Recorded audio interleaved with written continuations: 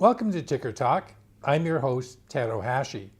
I'm pleased to have with me today Steve Vestergaard, President and CEO of Destiny Media Technologies. DSNY is a company that has many characteristics that investors are looking for these days. They've been in business for over 20 years.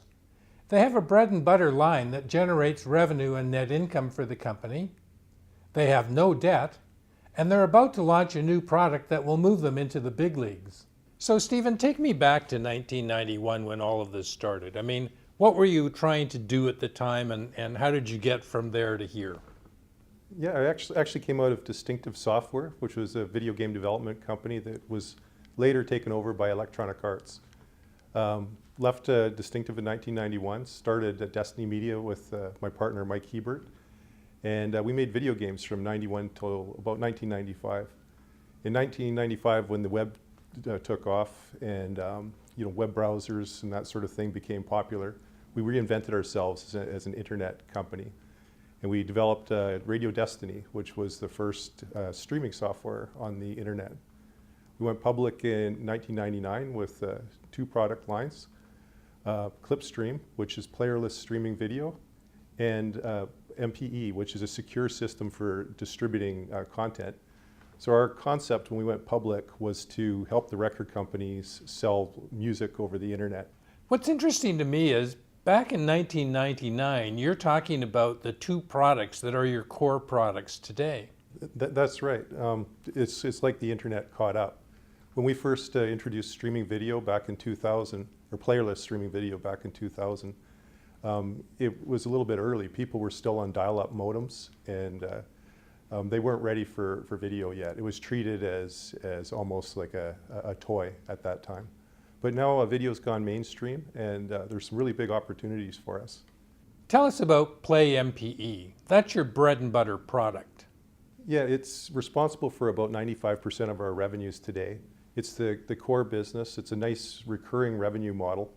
And what the system is a secure way for record companies to deliver pre-release music to radio stations and other trusted recipients.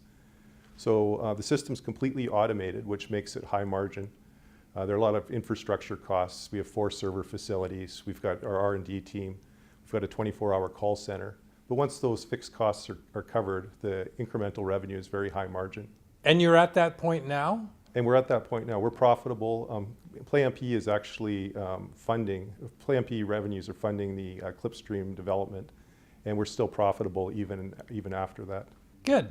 One of the things that really impressed me was your client list. Yeah, so we've got all of the majors under contract. So that's Universal Music, EMI, Warner, Sony Music Group. All the other record label names that you hear are the major names, are all sub-labels of those parent companies. We also have about 1,000 independents under contract. We've been pretty successful with the rollout. We're very dominant in the United States, Northern Europe, so that's Sweden, Denmark, Finland, Norway, the UK, and Australia, New Zealand. But there's lots of virgin snow for us, and we expect a lot of growth. Right now we're test marketing in the Philippines, and we're in the process of rolling out in Germany and Japan. Isn't one of the advantages of Play MPE the security that it offers the record company? Yeah, that's right. We give the labels a couple of choices. If they want bank level security, we have a patented technology that locks the content to the recipient computer. So for example, a radio station might have access, or a radio employee might have access at work, but not have access on their home computer. It literally authenticates and locks to that particular computer. But sometimes that's too strong, and they want to allow the recipient to make copies. In that case, we can export into a wide variety of formats. Our format is broadcast quality. It's much higher than an MP3. And in that case, it puts a digital trace into the music. So that's also patented. It's our own proprietary watermarking technology. So now every copy of that song that goes out is going to have a mark that identifies the recipient in that content. So if the content shows up somewhere, they can trace back where it came from. And this technology is patented? And it's proprietary to you? Yeah, both of those technologies are proprietary and patented. As you look ahead from today, what can you see for this division in terms of revenue and profit?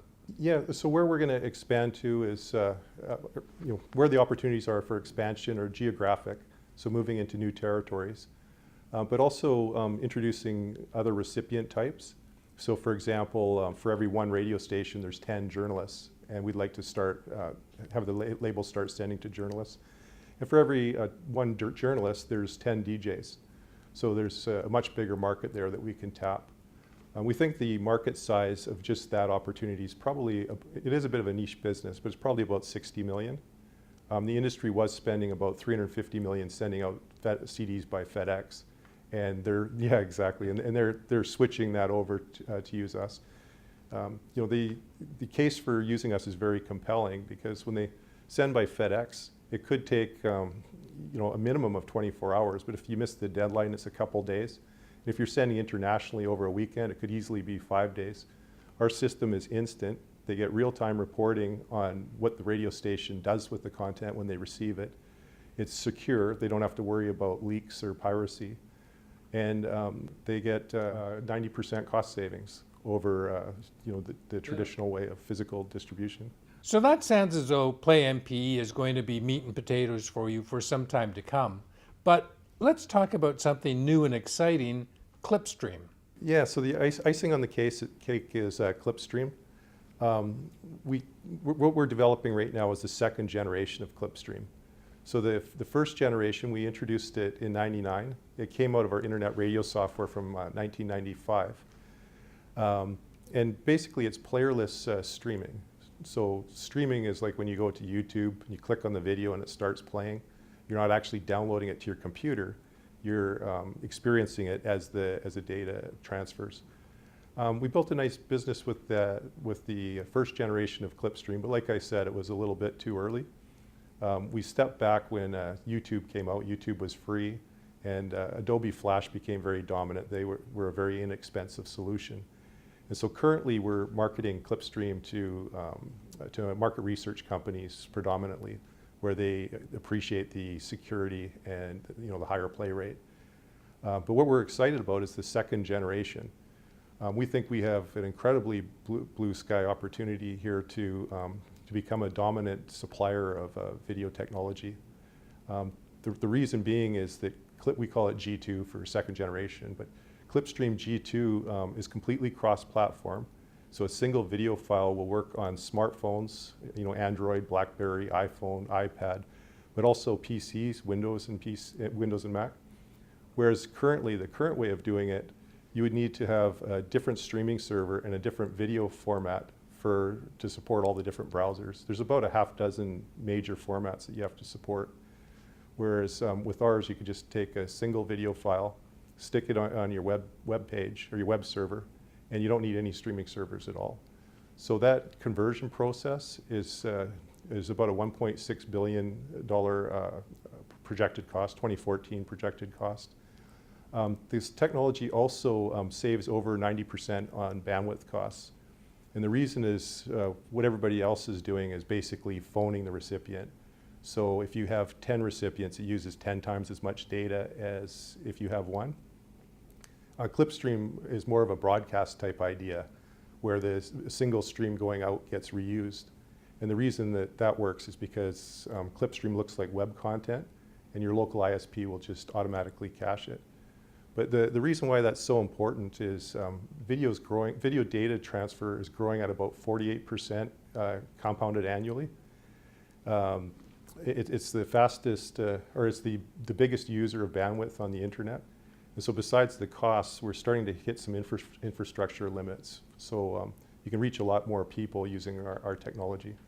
So this is going to benefit the entire industry. I mean, video is growing by leaps and bounds, and that's going to stress out some infrastructure like bandwidth, for example. Yeah, so our solution's better for the consumer because they don't have to maintain player software.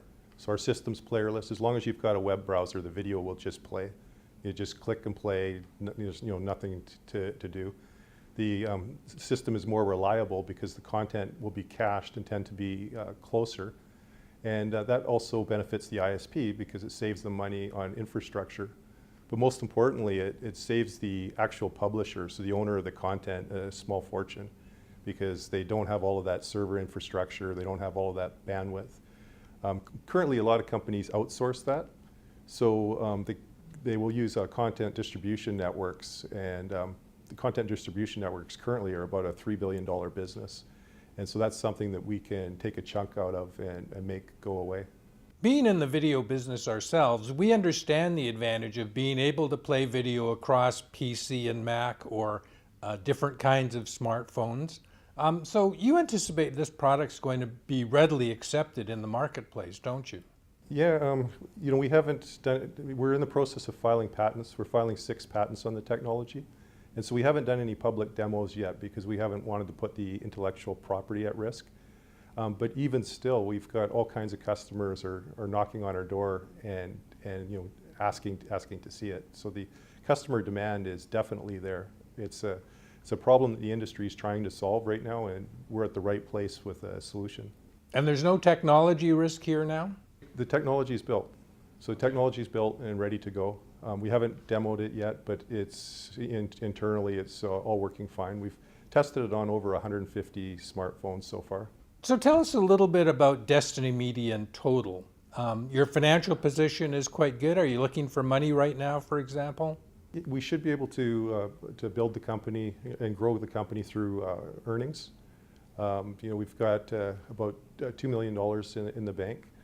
Got access to a $500,000 Royal Bank line of credit. Like you mentioned, we don't have any debt, and we're generating positive cash flows of around $100,000 a month.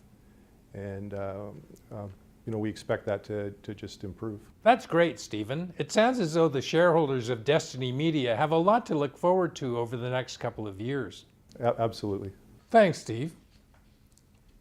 From the offices of InvestmentPitch in Vancouver, British Columbia, for Ticker Talk, I'm Ted Ohashi.